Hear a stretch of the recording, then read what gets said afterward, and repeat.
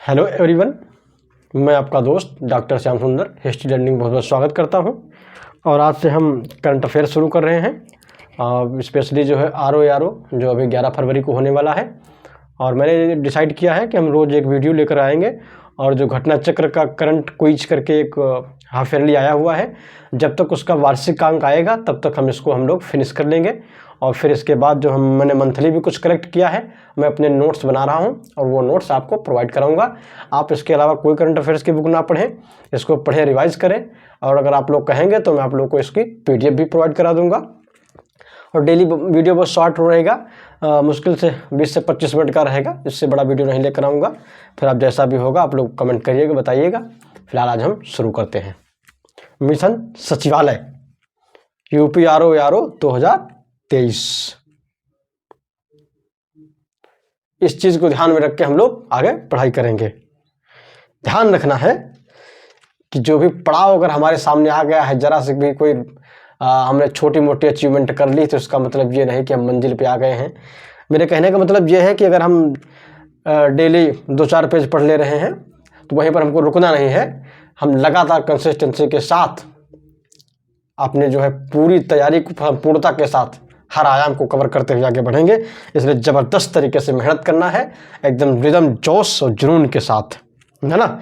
हम पड़ाव को समझे मंजिल, लक्ष्य हुआ आँखों से ओझल, वर्तमान के मोह जाल में आने वाला कल न भुलाएं, आओ फिर से दिया जलाएं।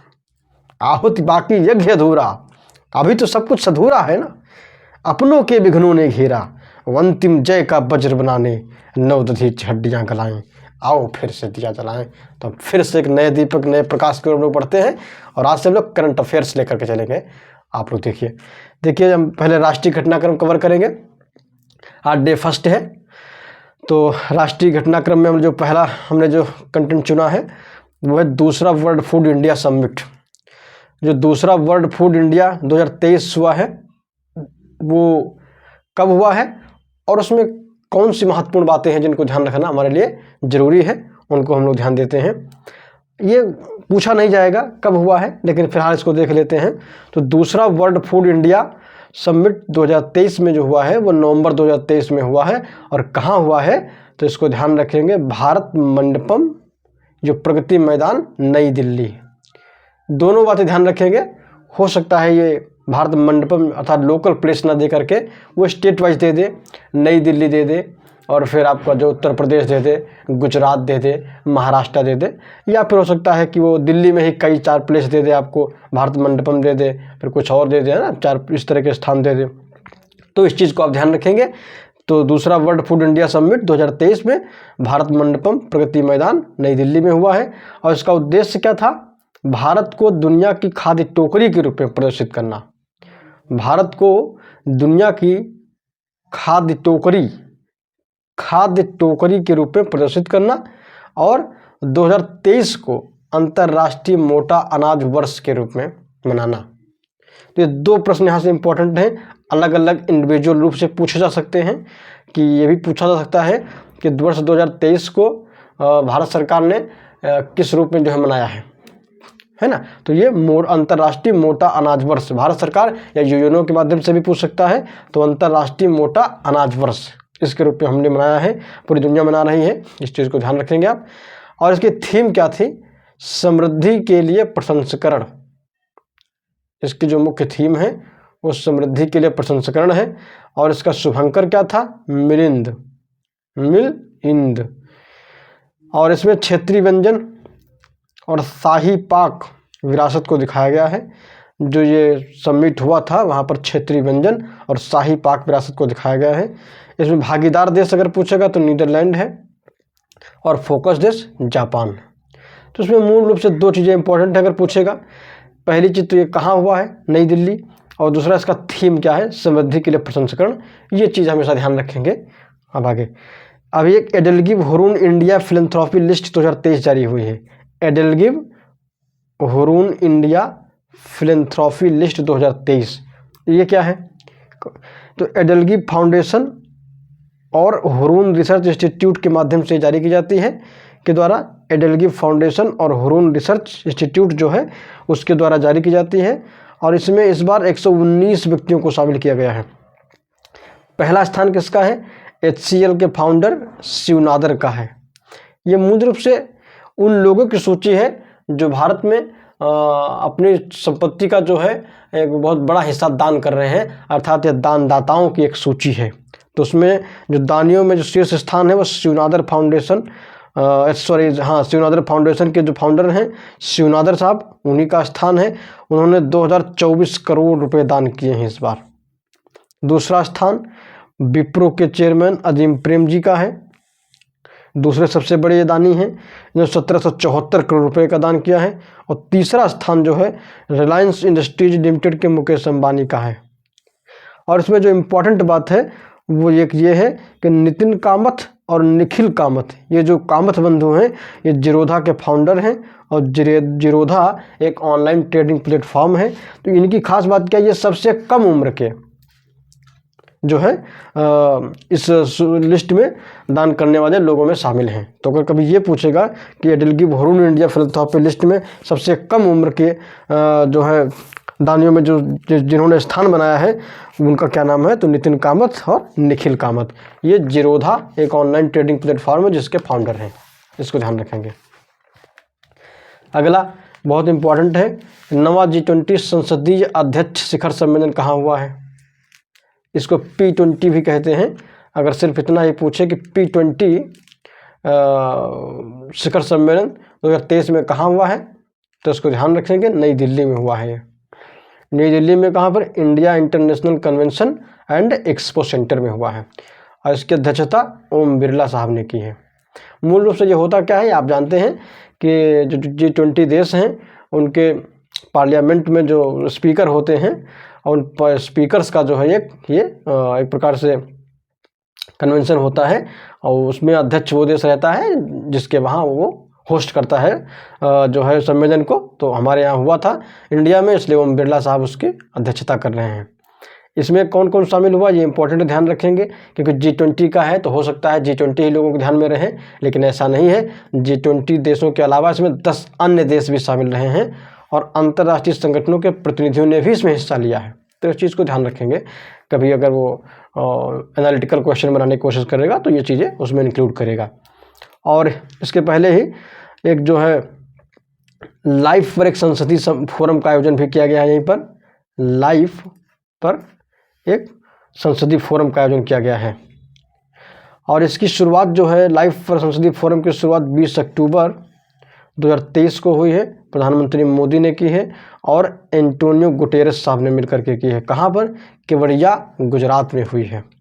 तो अगर ये पूछे कि लाइफ पर संसदीय फोरम का आयोजन कहाँ हुआ तो वहीं ध्यान रखेंगे हम, दिल्ली में हुआ है। और इसकी शुरुआत कहाँ से अगर पूछेगा तो केवड़िया गुजरात से हुई है। और शुरुआत में और भारतीय प्रधानमंत्री के अलावा और कौन अंतर्राष्ट्रीय नेता या अंतर्राष्ट्रीय व्यक्ति शामिल था, तो यूएनओ के प्रमुख एंटोनियो गुटेरेस शामिल थे इसमें। अब अक्टूबर 2023 में एक महत्वपूर्ण घटना और घटी है। Jammu Kashmir democratic freedom party को UAPA, जिसको विधि विरुद्ध क्रियाकलाप अधिनियम भी कहते हैं, उसकी धारा 3 के तहत अवैध घोषित कर दिया गया है उसे, या इलीगल या गैर कानूनी करार दे दिया गया है। क्यों? क्योंकि ऐसा माना गया है कि वो राष्ट्र विरोधी गतिविधियों में संलग्न था। तो ये पूछ सकता है कि हाल ही में जम्मू कश्मीर के किस राजनीतिक दल को UAPA के तहत अवैध घोषित कर दिया गया है, तो वो कौन सा है? Jammu Kashmir democratic freedom party. और ये पूछ सकता है कि UAPA जो है विधि विरुद्ध क्रियाकलाप निवारण अधिनियम ये कब आया था, तो 1967। और इसकी कौन सी धारा के तहत किसी भी संगठन को अवैध या इलीगल घोषित किया जाता है, तो 3(1) के तहत। इसको ध्यान रखेंगे। फिर वीरांगना रानी दुर्गावती स्मारक उद्यान, इसकी आधारशिला भी रखी गई है, नींव रखी गई है। तो कहाँ पे? तो जबलपुर MP में। इसमें रानी दुर्गावती की 52 फीट की प्रतिमा का अनावरण किया गया है और इसके साथ ही साथ वहाँ पर एक संग्रहालय बनाया जाएगा। मतलब जबलपुर में एक परिसर का उद्घाटन किया गया है जिसमें रानी दुर्गावती की एक बड़ी सी प्रतिमा लगाई जाएगी और उसमें उनसे संबंधित जो है एक संग्रहालय बनाया जाएगा, ताकि लोग जब जाएं तो उनसे संबंधित चीज़ों का अध्ययन करें, देखें। ये उनके सम्मान में किया गया है और ये 500वीं जयंती थी उनकी, और उनकी 500वीं जयंती पर प्रधानमंत्री ने एक सिक्का भी जारी किया है और एक डाक टिकट भी जारी किया है। अब अक्टूबर 2023 में प्रधानमंत्री ने एक और इम्पोर्टेंट काम किया है जो एग्जाम के दृष्टिकोण से महत्वपूर्ण है, आप उसे ध्यान रखेंगे। अक्टूबर 2023 में प्रधानमंत्री ने दिल्ली बड़ोदरा एक्सप्रेसवे जो कि मध्य प्रदेश में है उसका उद्घाटन किया है। दिल्ली बड़ोदरा एक्सप्रेसवे का, जो दिल्ली से बड़ोदरा तक कवर करेगा, तो इसका भी उद्घाटन किया है। प्रधानमंत्री ने दिल्ली बड़ोदरा एक्सप्रेसवे का उद्घाटन किया है, कहाँ से? एमपी में किया है। इसको ध्यान रखेंगे। हमने बहुत सारी चीज़ें इसमें अननेसेसरी जो थी उसने छोड़ दिया है, स्किप कर दिया है, आप उसको लेकर परेशान नहीं होंगे। मैंने उसमें यह इस नोट्स में वही चीज़ें इंक्लूड की है जो एग्जाम के पॉइंट ऑफ व्यू से इम्पॉर्टेंट हैं, इसलिए आप बाकी इसकी चीज़ें छोड़ करके इस पर भरोसा रखें। इसको छोड़ करके फिर किताब पढ़ने लगें तो ऐसा ना करें, क्योंकि इसको पढ़ने का फिर कोई मतलब नहीं रहेगा। तो अक्टूबर 2023 में यूपी के 2 जिलों में वाराणसी और लखनऊ में हर घर सोलर अभियान शुरू किया गया है। ये उत्तर प्रदेश स्पेशल का सवाल बन सकता है, जैसे पूछ सकता है कि अभी हाल ही में यूपी में किन 2 जिलों में हर घर सोलर अभियान शुरू किया गया है, तो वाराणसी और लखनऊ में। इसमें क्या होगा, घरों की छतों पर सोलर संयंत्र लगाए जाएंगे विशेष रूप से। तो पायलट प्रोजेक्ट के तौर पर वाराणसी और लखनऊ को 2 जिलों के रूप में चुना गया है।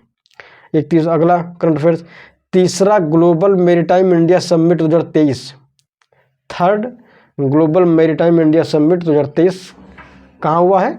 मुंबई गुजरात में हुआ है। ये अक्टूबर 2023 में हुआ है।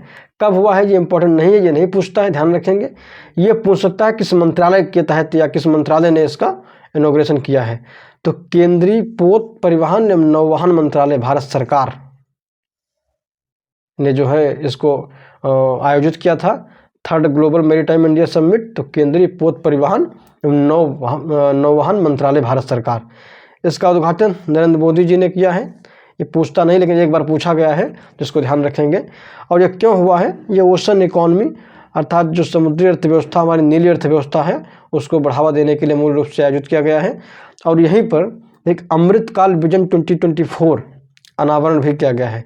तो अमृतकाल विजन 2024 एक दस्तावेज है जिसको यहीं पर जारी किया गया है। अब मेनली इसमें क्या चर्चा होती है, जो समिट होती है, तो इसमें बंदरगाही सुविधाओं को बढ़ाने के लिए और उनसे संबंधित जो अंतर्राष्ट्रीय सहयोग है उसको और कैसे बेहतर तरीके से प्राप्त किया जा सकता है, इन विभिन्न चीज़ों पर चर्चा होती है, तो इसको आप ध्यान रखेंगे।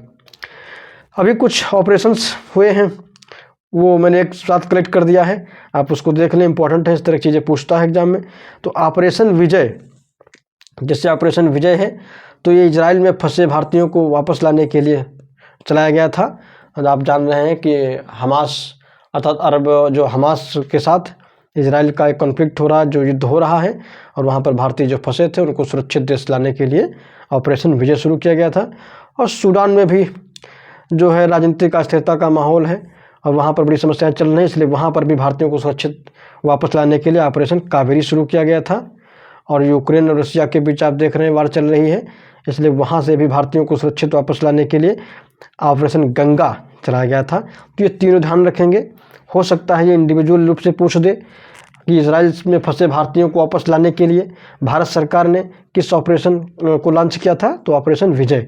इसी तरह सूडान में पूछ सकता है, या हो सकता है 3 एक तरफ रख दे और फिर उनका देश एक तरफ रख दे और सम्मिलित करने को दे, तो इस चीज़ को भी आप ध्यान रखेंगे।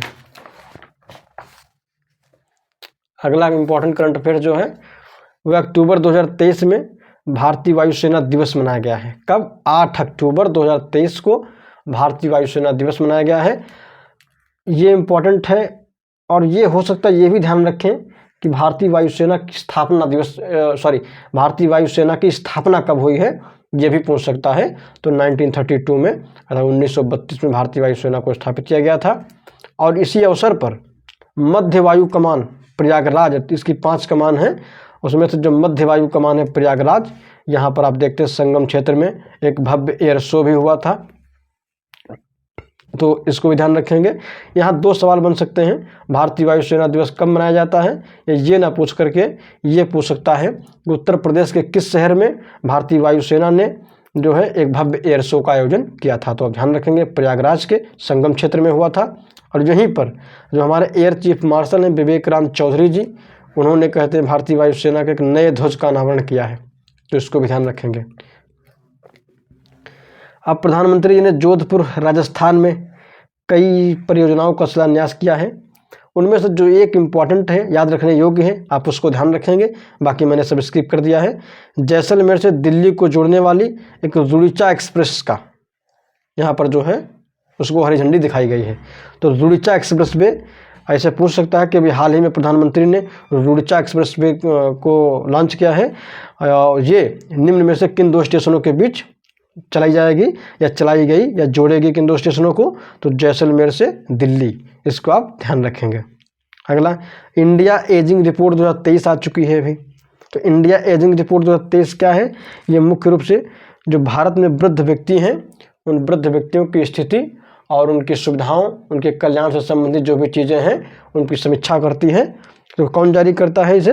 तो संयुक्त राष्ट्र जनसंख्या कोष भारत, अर्थात भारत में जो संयुक्त राष्ट्र जनसंख्या कोष का हेडक्वार्टर है वो कार्यालय है भारत का, और international institute for population sciences IIPS इनके साथ मिलकर के जारी करता है।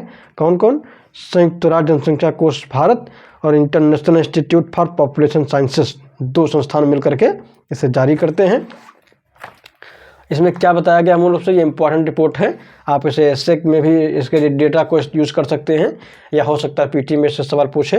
तो इसमें ऐसा बताया गया है कि 2022 में विश्व स्तर पर 60 ईयर अर्थात 60 वर्ष या उससे अधिक की जो आयु के लोग हैं उनकी संख्या 1.1 बिलियन अर्थात वृद्धाबादी जो है इस समय 2022 में जो थी 1.1 बिलियन हो चुकी है।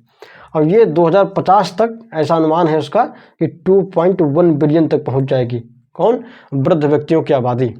भारत के संदर्भ में अगर हम बातचीत करें तो भारत में 2022 में 60 वर्ष या उससे अधिक आयु के 149 मिलियन लोग थे, जो कुल आबादी का 10.5% होते हैं।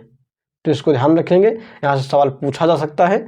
और 2050 तक अगर भारत की बात करें तो भारत में 2050 तक वृद्ध व्यक्तियों की संख्या कितनी हो जाएगी? 347 मिलियन, ऐसा अनुमान लगाया गया है। और जो टोटल आबादी का 20.8% बैठता है। तो इसको ध्यान रखेंगे, आप इसको पढ़िए और नेक्स्ट वीडियो हम जल्दी लेकर के आएंगे। आप कहेंगे तो उसका हम PDF भी अवेलेबल करा देंगे। और इसके अलावा आप कुछ मत पढ़िए, और जब इसका जो वार्षिक कलेक्शन आएगा उसको भी हम फटाफट करा देंगे। आप इसको देखिए, चैनल को सब्सक्राइब करिए, लाइक करिए वीडियो को और कमेंट सेक्शन में अपना कमेंट करिए। Thank you.